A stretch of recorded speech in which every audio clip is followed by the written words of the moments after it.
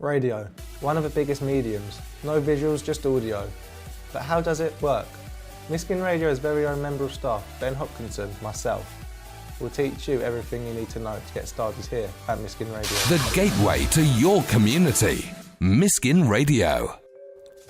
Hello and welcome to the second episode of this three-piece tutorial showing you how to run things here at Miskin Radio. You already know how to drive a desk and use a pallet system computer, but how do you successfully operate with microphones? To start with, move a microphone using a black metal arm to about 1 to 2 inches from your mouth and position it like so. The microphone behind the desk for the presenter and tech op is different to those for the guests and co-presenters the other side of the desk. The microphone on this side of the desk can be spoken across like so, while the co-presenters and guests should only speak directly into it, as they are directional microphones. If they do not, then the levels and sound will not be as strong and you will sound quite bad. You want your show to sound as professional as possible, and talking into the microphones the right way will help you accomplish this. Once you're finished with the microphones, then move them away using the metal arm, and remember to bring all the microphone faders down, as that can drain the bulb in the mic live light. But how do the microphones actually work? Station technician Nick Prater is a whiz with this kind of thing, and he told me how they work. Pay attention as things may get complicated. So first of all, what is a station technician? Well, there's two sides to being a station technician. The first is a tech-up or a technical operator, what really in the BBC might be called a studio manager.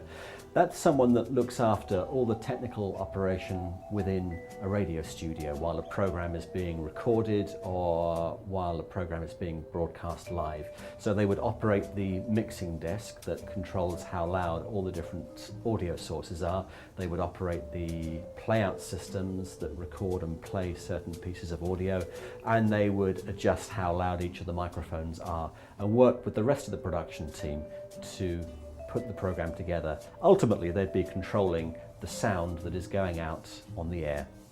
There's another technical aspect to a radio station which one would call a station engineer.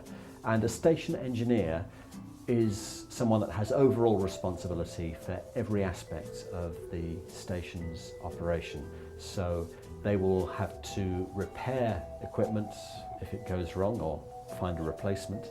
They will specify new equipment to meet changing requirements. So what's your favourite part of it, the broadcast or the actual handling the equipment? You know what I love most of all is making live radio.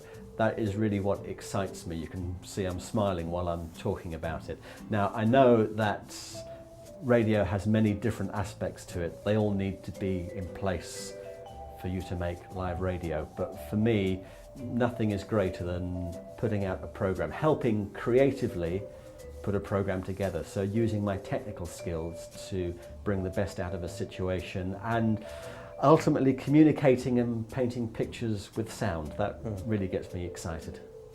So how does the setup here at Miskin Radio differ to other stations? Miskin Radio is very similar to what you would find in any professional radio setup. Now, it's on a smaller scale perhaps than some big broadcast centres, but we have 2 studios equipped with the same kind of equipment you would find in any professional radio station. The mixing desks are used by national broadcasters, so if you go from Miskin Radio, having been a technical operator here, to trying to operate, or as we'd say, drive a show on a national commercial radio station, you could easily be using the exact same mixing equipment. The playout system is almost identical to that used in full-scale commercial radio stations and, for that matter, BBC radio stations. There's a number of different kinds of software, but the principles are the same. The microphones we use, they are what you'll find in a professional situation. We have 2 studios, so we can use one or the other. Again, that's common in a professional situation where you will have maybe a show being recorded or an interview being recorded while the live program is going out from a different studio. And indeed, you've got a backup so that if there's a problem with the main studio, you have somewhere else to go that the broadcast can continue. So you mentioned the microphones. How do they work exactly? There are different kinds of microphones, different kinds of techniques, and it depends really how far back in history you want to go. There are two main kinds of microphones we would use in broadcasting. One is a dynamic microphone, one is a condenser microphone. And without getting too much into the physics of it, you may remember from your school science lessons that if you have a magnet and a piece of wire, and if you move the wire in relation to the magnet, you'll cause an electrical current to be induced. That is how a dynamic microphone works. You have a diaphragm, so imagine a sheet of paper, if you like, that can move backwards and forwards with the vibrations of your voice or the sound that you're recording, and there's a coil of wire attached to that and a magnet, and your sound, the sound that your vocal cords are making, is being filtered by your mouth and your nose. Those sounds are causing the microphone to vibrate. That is vibrating a coil of wire in relation to a magnet, which causes an electrical current, and that then plugs into all the rest of the equipment we have in a radio station. So that's a dynamic microphone. That's the most common kind of microphone you will find if you're looking at a rock gig. The singer at a rock gig singing into that microphone, that's a dynamic microphone they'll be using almost all the time. They're very robust, but there is a kind of microphone that's more sensitive, and that's what we would call a condenser microphone, and that operates on a different principle. Still, there's a plate that vibrates in response to your voice or the sound that you're recording, but it can be much more lightweight, and it's therefore much more sensitive. Now, a condenser microphone needs to have a power source. A dynamic microphone doesn't. A condenser microphone needs a power source. It's more sensitive, but it's much more delicate. You typically won't use that out in the field. Typically in the field recording an interview, you'll be using a dynamic microphone because they're so much more robust and they don't need a power source.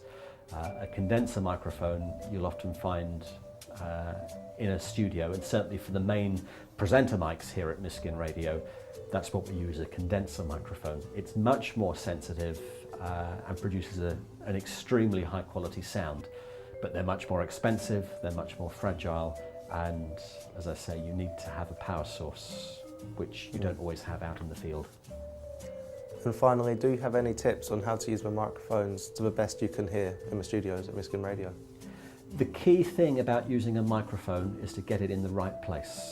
Now, think about your ears and where you position your ears to hear sound at its best. Whether that's putting a microphone in front of a person that's going to be speaking for an interview, whether that's recording the sound of a guitar or a violin or a drum.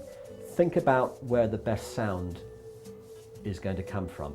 The main thing is to use your ears, listen to what the sound is like, and we have studios here, so experiment and find out what gives you the best vocal sound.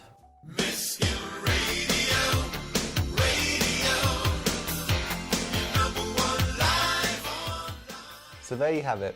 You now know how to use the desk, the playout system, as well as microphones, and how to handle and move them.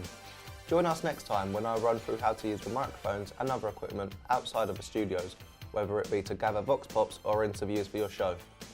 If you require more information and help, then please get in contact. Email info@miskinradio.co.uk.